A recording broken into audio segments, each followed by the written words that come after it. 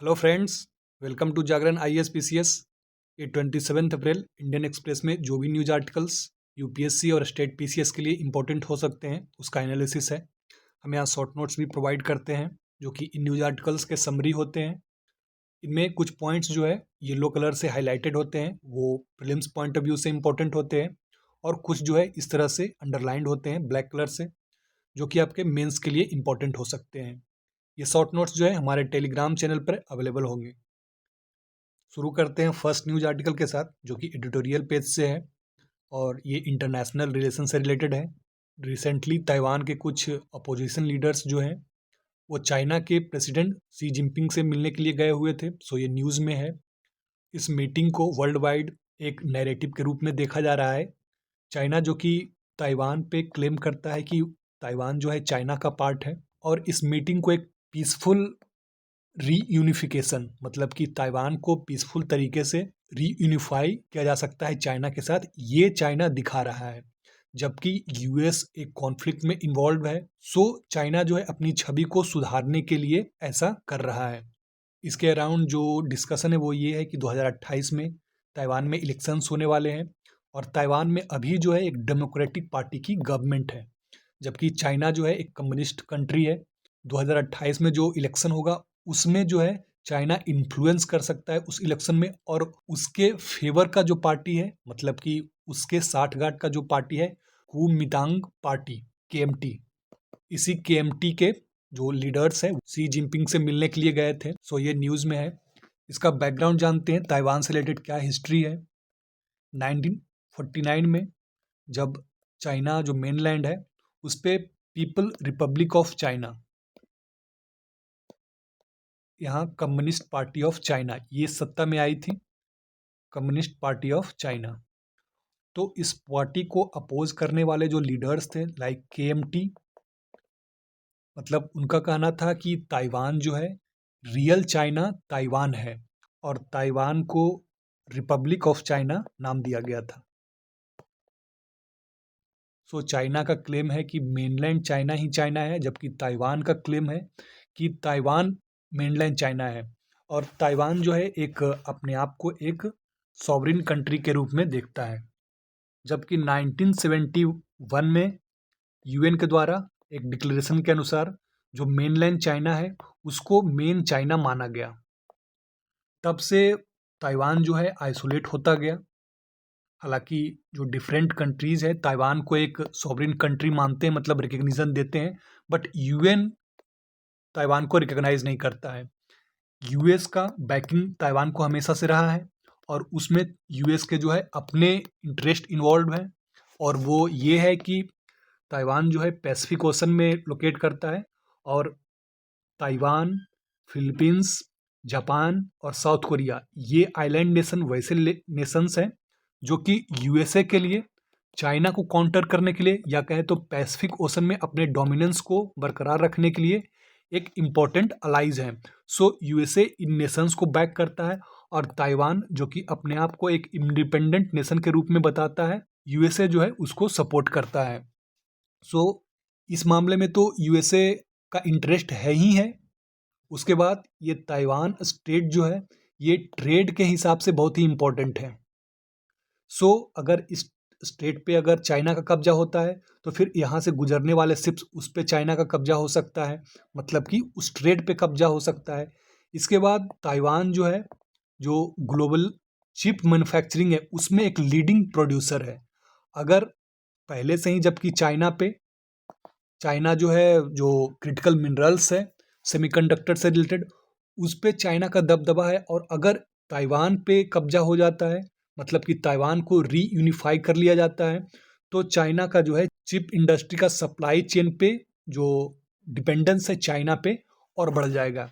इसके अलावा जो पैसिफिक ओशन में जो दूसरे कंट्रीज हैं यूएसए के, जो दूसरे अलाइज हैं like south Korea, Japan, Philippines, तो अगर ताइवान जो है यूएसए के हाथ से चला जाता है तो इन कंट्रीज़ के बीच ये मैसेज जाएगा कि हमारे सिक्योरिटी के लिए जो हम यूएसए पे डिपेंडेंट थे, हम यूएसए के अलाइज थे, तो यूएसए की क्रेडिबिलिटी जो है पहले से कम होगी।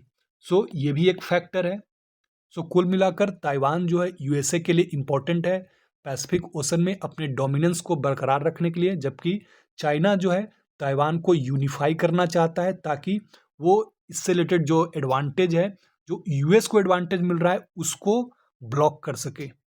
यहाँ पे एक एंगल और है, केएमटी, ये जो है ये चाइना के टूवर्ड्स जो है इंक्लाइंड है, और जबकि डीपीपी ये एक डेमोक्रेटिक पार्टी है जो कि यूएसए की तरफ इंक्लाइंड है। मतलब कि ताइवान में भी डिवाइड है, मतलब कि अलग अलग लोग जो है कुछ इंडिपेंडेंट स्टेट को सपोर्ट करते हैं और कुछ जो है इंडिपेंडेंट स्टेट के अगेंस्ट है, मतलब चाइना के साथ वो यूनिफाई होना चाहते हैं। तो इसी का फ़ायदा उठाकर आइदर यूएसए या चाइना अपने अपने इंटरेस्ट को साधता है और टाइम टू टाइम जो है अपने गोल को अचीव करने के लिए इस तरह के मीटिंग करता रहता है।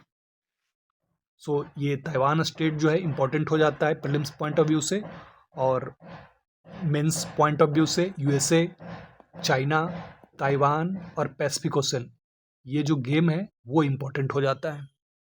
आगे बढ़ते हैं नेक्स्ट न्यूज आर्टिकल की ओर। Next news article explain page का है। आईएमडी ने अभी कुछ समय पहले ये प्रेडिक्ट किया था फोरकास्ट में कि इस बार जो मानसून की बारिश होगी वो जो लॉन्ग टर्म एवरेज रहा है उससे कम होगी और ये 92% के आसपास रहेगी। बट ऑथर का यहाँ कहना है कि बारिश कम होगी मानसून में, बट जो इरेटिक बिहेवियर है रेनफॉल का, मतलब कि शॉर्ट टाइम में हाई रेनफॉल जिससे कि फ्लैश फ्लड्स आ जाते हैं, अर्बन फ्लडिंग होती है, लैंडस्लाइड होता है। इसका जो रिसेंट एग्जाम्पल है वो आपको देखने को मिलेगा, जो चेन्नई फ्लड था, मुंबई में फ्लड, उसके बाद फिर जम्मू एंड कश्मीर में फ्लड। ऑथर का कहना है कि मानसून से तो बारिश कम होगी, बट जो हमारी मेन समस्या हाल के दिनों में बन गई है कि high rainfall short time period में फ्लैश फ्लड्स बोलते हैं, और ये अर्बन फ्लडिंग ये हाल के दिनों में देखने को मिला है। ये हमारी मेन समस्या बन गई है। आईएमडी के अनुसार अगर अभी का जो करंट सिनारियो है, अगर 21 सेंटीमीटर से ज़्यादा रेनफॉल जो है 24 घंटे में होती है तो इसको जो है एक्सट्रीम रेनफॉल में काउंट किया जाता है। 2016 में ये जो है 24 सेंटीमीटर था। कहने का मतलब, इसका मतलब क्या होता है, 21 सेंटीमीटर और 24 सेंटीमीटर अगर बारिश होती है और आप एक फ्लैट सरफेस को रख देते हैं और उसमें पानी इकट्ठा करते हैं, तो अगर वो 21 सेंटीमीटर हाइट तक वो पहुंच जाता है, सो इसी से रेनफॉल के इंटेंसिटी को मेजर किया जाता है। सो 2016 में ये 24 था। कहने का मतलब कि 24 से अगर कम बारिश होती थी, 24 सेंटीमीटर से अगर कम बारिश होती थी तो इसको एक्सट्रीम रेनफॉल नहीं मापा जाता था। सो ऐसा होता था कि कई सारे रेनफॉल जो है वो नुकसान करते थे, बट इनको हैवी और एक्सट्रीम रेनफॉल में नहीं मेजर किया जाता था। सो 2016 में इसको रिवाइज किया गया और ये बेंचमार्क को जो है 21 सेंटीमीटर तक सेट किया गया। मतलब कि 21 सेंटीमीटर से ऊपर अगर कोई भी रेनफॉल 24 घंटे में होती है तो उसको एक्सट्रीम रेनफॉल माना जाता है। 2013 में केदारनाथ डिजास्टर जो आया था, एक बहुत बड़ी त्रासदी थी। उसके बाद से ऐसा देखा गया कि हर एक साल कोई एक ना एक मेजर डिजास्टर उस तरह का हो ही जाता है। और ये इस मैप में जो ऑथर है उन्होंने ये समझाने का, ये एग्जाम्पल देने का प्रयास किया है कि किस तरह से हर एक साल कोई ना कोई एक मेजर डिजास्टर रेनफॉल को लेकर के होती है। और हर एक साल ये जो बेंचमार्क है 21 सेंटीमीटर का, इसके मुताबिक लगभग 100 से ज़्यादा एक्सट्रीम रेनफॉल हमारे यहाँ हर एक साल रिकॉर्ड किया जाता है। जो रिसेंट कुछ एग्जाम्पल है वो 2014 में जम्मू एंड कश्मीर में फ्लड, 2015 में चेन्नई फ्लड, 2018 में केरला फ्लड, 2013 केदारनाथ डिजास्टर, और ये पूरा लिस्ट है। सो हम रूरल फ्लडिंग जो रिमोट एरियाज़ में आते थे पहले, उनके बारे में तो हम वाकिफ़ थे ही, कैसे वो पॉपुलेशन को अफेक्ट करते हैं और लोग एक जगह से अपने घरों से डिस्प्लेस होने को मजबूर होते हैं। बट अब जो है ये समस्या अर्बन फ्लडिंग में भी आने लगी है, और ये रिसेंट का जो एग्जांपल मैंने दिया वो इसको दिखाता है। ऑथर के अनुसार इसका जो मेन वजह है वो है क्लाइमेट चेंज। क्लाइमेट चेंज की वजह से क्या होता है, टेम्परेचर जो है, ग्लोबल टेम्परेचर बढ़ता है। जब जो इन्वायरमेंट है, जब एटमॉस्फेयर का टेम्परेचर जो है वो ज़्यादा होता है तो मॉइस्चर होल्ड करने की कैपेसिटी, आप ज्योग्राफी में पढ़ते होंगे, जितना ज़्यादा टेम्परेचर होगा एटमॉस्फेयर जो है उतना ज़्यादा मॉइस्चर होल्ड करके रखेगा। और जब बहुत ज़्यादा मॉइस्चर होल्ड हो जाता है और अचानक से वो रेनफॉल में बदल जाता है, तब जो इस तरह के फ्लैश फ्लड्स आते हैं उसकी समस्या आती है। सो ये क्लाइमेट चेंज जो है मेन वजह है इस इरेटिक बिहेवियर ऑफ रेनफॉल की। और जो हमारा अर्बन इंफ्रास्ट्रक्चर है उसमें जो पुअर प्लानिंग है, जैसा कि आप देखते हैं लगभग हर एक जगह पे आपको ये समस्या दिखती है, जो ड्रेनेज की समस्या होती है उसकी प्लानिंग सही से नहीं होती है, और उस वजह से जब मानसून आती है तो वाटर लॉगिंग आपको हर एक जगह देखने को मिलेगा। सो जो हमारा अर्बन प्लानिंग है उसमें इम्प्रूवमेंट की ज़रूरत है। और जो आईएमडी फोरकास्ट करता है तो उसके पास भी लिमिटेशंस होता है, बिकॉज जो फोरकास्टिंग है उसको सुपर कंप्यूटर के जरिए ये डेटा कलेक्ट करके उसको बताया जाता है, तो उन मशीन्स का भी अपना लिमिटेशंस है। तो आईएमडी ये बता सकती है कि हैवी रेनफॉल होने वाली है, बट कितना हैवी रेनफॉल होने वाला है ये जो है एग्जैक्टली प्रिडिक्ट करना मुश्किल है। तो आईएमडी के लिए भी ये चैलेंज है। तो धीरे धीरे हम इसमें इम्प्रूवमेंट कर रहे हैं, बट जो मेन समस्या हमारी है ड्रेनेज की और जो पुअर अर्बन प्लानिंग है उसमें इम्प्रूवमेंट करने की ज़रूरत है। और लगभग 2012 से 21 तक ये डेटा दिखाता है कि 17,500 डेथ्स जो है इन फ्लैश फ्लड्स से हुए हैं। और 16th फाइनेंस कमीशन के अनुसार जो स्टेट्स का एक्सपेंडिचर है डिजास्टर के लिए, उसमें 55% एक्सपेंडिचर जो है फ्लड्स के लिए एक्सपेंड किया जाता है। सो पहले हमारे यहाँ जब बारिश नहीं होती थी तो ड्राउट एक समस्या थी, अब जो है ये अर्बन फ्लड एक समस्या बन गई है। और इसका जो सॉल्यूशन है वो बेहतर फोरकास्टिंग और जो हमारा अर्बन है, मतलब कि इसके लिए हमारा क्या प्रिपरेशन है उसमें इम्प्रूवमेंट, ये दो चीज़ें हमें ठीक करने की ज़रूरत है। आगे बढ़ते हैं नेक्स्ट न्यूज आर्टिकल की ओर। Next news article again editorial page का है। ये विमेन एम्पावरमेंट से रिलेटेड है। अभी जो बिल लाया गया था रिजर्वेशन के रिगार्डिंग 33% रिजर्वेशन, उसी को रेफरेंस देते हुए ऑथर ने ये लिखा है कि केवल पॉलिटिकल एरेना में अगर 33% रिजर्वेशन जो दिया गया है और उसको इम्प्लीमेंट भी कर दिया गया तो इससे सिर्फ विमेन एम्पावरमेंट नहीं होने वाला है, बल्कि क्या चाहिए इसके लिए हमें, जो विमेन है उसके उनके स्किल डेवलपमेंट, जॉब्स और इनकम राइज, मतलब कि इकोनॉमिकली उनको स्ट्रेंथन करना होगा, तभी जो है हम वीमेन एम्पावरमेंट की तरफ आगे बढ़ सकते हैं। और इसके लिए कुछ डेटा उन्होंने दिया है, जो हमारा पीरियोडिक लेबर फोर्स का डेटा है। Female labour force participation rate 2025 के अनुसार ऑथर ने ये बताया है कि इंडिया में जो रेट है वो 40% है, जबकि दूसरे countries like Vietnam, China, Nigeria, मतलब जो कि मॉडरेट है, और उनसे कंपैरिजन किया है कि इंडिया का जो female labour force participation rate है वो कितना कम है। और इसकी वजह जो ऑथर ने बताई है वो है school drop out rate, high fertility rate और lower job opportunities. School drop out rate मतलब कि उनका एजुकेशन कम होगा, वे घर से बाहर कम निकलेंगे, उनका इंटरेक्शन कम होगा, तो उनमें से कम लोग ही जॉब अपॉर्चुनिटी एज अपॉर्चुनिटी के रूप में चूज कर पाएंगे। फिर हाई फर्टिलिटी रेट, इसकी वजह से भी वे वर्कफोर्स में इंक्लूड नहीं हो पाते हैं, और जो अगर इंक्लूड होना भी चाहते हैं उनके लिए इतनी अपॉर्चुनिटी कम मिलती है। तो इस वजह से ये 3 रीजन ऑथर के द्वारा दिया गया है, जिसकी वजह से female labour force participation rate जो है हमारे कंट्री में कम है। और बिहार और यूपी, ये 2 स्टेट हैं जहाँ की female labour force participation rate जो है, जो नेशनल एवरेज है 40% का, उससे भी काफ़ी कम है, लगभग 25% के आसपास।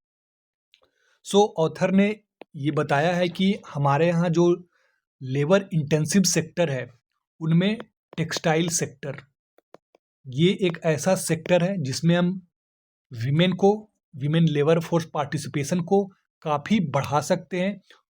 वो ऐसे कि जो टेक्सटाइल सेक्टर होता है उसमें कॉटन है या उस तरह के जो फैब्रिक हैं उससे थ्रेड्स बनाना, थ्रेड्स से फिर क्लॉथ बनाना, उसकी रंगाई, डाइंग, प्रिंटिंग, पैकेजिंग। सो इस सेक्टर में जो मशीन्स है उसका लिमिटेड रोल है। हाँ, मशीन्स का रोल तो होता ही है, बट उसका लिमिटेड रोल है और वो एक लेबर इंटेंसिव सेक्टर है जिसमें वीमेन का जो पार्टिसिपेशन है वो काफ़ी यूजफुल हो सकता है और वो हम टेक्सटाइल सेक्टर के जरिए हम जो वो पार्टिसिपेशन को बढ़ा सकते हैं। इसके साथ उन्होंने कंपेयर किया है जो स्टील इंडस्ट्रीज़ है या फिर दूसरे ऑटोमोबाइल इंडस्ट्रीज़ हैं, उनसे कंपेयर किया है कि अगर इनमें और अगर टेक्सटाइल सेक्टर में अगर जॉब्स 1 करोड़ पर इन्वेस्टमेंट, कहने का मतलब कि अगर किसी सेक्टर में 1 करोड़ का इन्वेस्टमेंट किया जाता है तो उसमें कितना जॉब्स जो है मैन्युफैक्चर होगा, मतलब कितने जॉब्स आएंगे। तो ये टेक्सटाइल सेक्टर में जो है अगर टोटल 153 जॉब्स आते हैं तो उसमें 55 जो है फीमेल वर्कर्स है, जबकि ये स्टील और ऑटोमोबाइल इंडस्ट्री में ये 27 और ओनली 14 है। मतलब आप देख सकते हैं कहाँ 55 और 27 और 14। सो टेक्सटाइल सेक्टर एक पोटेंशियल सेक्टर है जिसमें विमेन रिप्रेजेंटेशन को, विमेन वर्कफोर्स को हम काफ़ी बढ़ा सकते हैं। इसके लिए गवर्नमेंट का जो स्कीम है पीएम मित्रा स्कीम, जिसके तहत जो टेक्सटाइल पार्क हैं वो इस्टेब्लिश किए जाते हैं। टेक्सटाइल पार्क जो है वे जोन्स हैं जहाँ की गवर्नमेंट जो टेक्सटाइल से रिलेटेड जो डिफरेंट इंफ्रास्ट्रक्चर होते हैं, जैसे कि कंपनी को इस्टेब्लिश करने के लिए जो इंफ्रास्ट्रक्चर होना चाहिए, जैसे कि पावर, रोड्स, वाटर। सो ये टेक्सटाइल पार्क जो होते हैं वैसे जोन होते हैं जहाँ की बहुत सारी चीज़ें जो टेक्सटाइल सेक्टर के लिए ज़रूरी होती है उनको पहले से ही तैयार रखा जाता है और जो कंपनी होती है वो अपना इन्वेस्टमेंट करती है और उनको कम से कम जो है रेगुलेशन झेलना पड़ता है। सो टेक्सटाइल पार्क, ये ऑथर का कहना है कि इस तरह के टेक्सटाइल पार्क जो है वो उन एरियाज़ में लगाए जाने चाहिए जहाँ की लेबर ऑलरेडी अवेलेबल है। सो इस आर्टिकल में उन्होंने बताया है कि बिहार, झारखंड और उड़ीसा ये स्टेट्स ऐसे हैं जहाँ की इस तरह के कोई भी पार्क्स अवेलेबल नहीं है, तो इनको दूसरे जगह इस्टेब्लिश किया गया है। बट जो लेबर फोर्स है इन जगहों पे है और ये माइग्रेट करके दूसरे स्टेट में जाते हैं और आप समझ सकते हैं कि वीमेन जो दूसरे स्टेट में माइग्रेट करके जाते हैं जॉब के लिए, यहाँ मेन के लिए माइग्रेट करके दूसरे जगह रहना ये जो है एक चैलेंज होता है, तो वीमेन के लिए ये तो और बड़ा चैलेंज है। सो ऑथर का कहना है कि ये इस तरह के जो टेक्सटाइल पार्क हैं वो इनके नेटिव जो प्लेसेस हैं उन जगहों में जहाँ की टेक्सटाइल पार्क अभी नहीं है वहाँ इस्टेब्लिश किए जाने चाहिए और इनका जो प्रॉपर ट्रेनिंग है, स्किल है और जो जॉब अपॉर्चुनिटीज़ की समस्या रहती है, कम मिलती है, अगर कोई करना भी चाहता है तो उनको अपॉर्चुनिटी नहीं मिलती है। तो इन सब एरियाज़ में हमें वर्क करने की ज़रूरत है और तब इनके इनकम को बढ़ाने की ज़रूरत है और तब जो है हम सही मायने में विमेन एम्पावरमेंट को अचीव कर पाएंगे। Next news article. Next news article editorial page से ही है। ये इंडिया न्यूजीलैंड जो FTA साइन हुआ है, फ्री ट्रेड एग्रीमेंट, उससे रिलेटेड है। ये कॉमर्स मिनिस्टर पीयूष गोयल जी के द्वारा लिखा गया है। फ्री ट्रेड एग्रीमेंट क्या होता है? जब दो कंट्रीज़ ये अग्रीमेंट करते हैं या सहमति जताते हैं कि हम एक दूसरे के प्रोडक्ट के ऊपर जो टैरिफ है गुड्स ऑन सर्विसेज पे, वो आइदर उसको कम करेंगे या फिर पूरी तरह से एलिमिनेट कर देंगे। सो इस तरह के फ्री ट्रेड एग्रीमेंट जो है दूसरे कंट्रीज़ के साथ, अभी हमने यूरोपियन यूनियन के साथ इस तरह का एग्रीमेंट जो है साइन किया था। न्यूजीलैंड के साथ ये इम्पोर्टेंट क्यों है वो देखते हैं और इस जो FTA ये साइन हुआ इसकी खास बात क्या है। तो ये कॉमर्स मिनिस्टर जो उनका कहना है कि ये FTA जो है इसमें जो नेगोशिएटिंग टीम थी, मतलब कि वे ऑफिसर्स जिन्होंने इस FTA के लिए नेगोशिएट किया था उसमें पूरी की पूरे वीमेन ही थी। सो अगेन ये विमेन एम्पावरमेंट से रिलेटेड एक इम्पॉर्टेंट स्टेप है। अब आते हैं उन चीज़ों पर जिसको लेकर के एग्रीमेंट हुई है। तो कॉमर्स मिनिस्टर के द्वारा ये कहना है कि ये हमारा जो FTA हुआ है वो लेबर इंटेंसिव सेक्टर्स जैसे कि गारमेंट, मतलब कि क्लॉथिंग जो है, कारपेट्स, फुटवेयर, MSME, जेम्स और ज्वेलरी, इनको बूस्ट करेगा, मतलब इनसे रिलेटेड एग्रीमेंट्स हुए हैं तो उन पे टैरिफ्स कम होंगे। और जो एग्रीकल्चर कमोडिटीज है लाइक जो फ्रूट्स हैं, कीवी, एप्पल्स, हनी, इनके रिसर्च एंड डेवलपमेंट और कैपेसिटी बिल्डिंग, इसमें न्यूजीलैंड जो है हमारी मदद करेगा। बिकॉज जैसा आप जानते हैं कि न्यूजीलैंड जो है डेयरी प्रोडक्ट्स और कुछ एग्री प्रोडक्ट्स, इनमें जो है एक न्यूजीलैंड एक मेजर प्रोड्यूसर है। सो न्यूजीलैंड और हमारा जो है कोऑपरेशन होगा। यहाँ कुछ सेक्टर्स जिनमें हमारा कंसर्न था, बिकॉज वो न्यूजीलैंड जो एक डेयरी का मेजर प्रोड्यूसर है, तो हमारे फार्मर्स जो हैं जो डेयरी में है, पल्सेस में है, शुगर प्रोड्यूस करते हैं, मतलब कि शुगर केन प्रोड्यूस करते हैं, ऑयल सेक्टर्स में, तो इनमें जो फार्मर्स है इनके इंटरेस्ट को अगर नुकसान नहीं पहुंचे ये ध्यान रखा गया है और उन प्रोडक्ट्स को जो है एक्सक्लूड किया गया है। इसके अलावा इस एफटीए में स्टूडेंट मोबिलिटी, मतलब कि इंडिया से न्यूजीलैंड और न्यूजीलैंड से इंडिया, सो इस तरह के मोबिलिटी, मतलब स्टूडेंट अगर एजुकेशन के लिए जाते हैं तो उनके रूल्स एंड रेगुलेशन उसको कैसे आसान किया जाए। वर्किंग वीजाज, इनको लेकर के एग्रीमेंट हुआ है।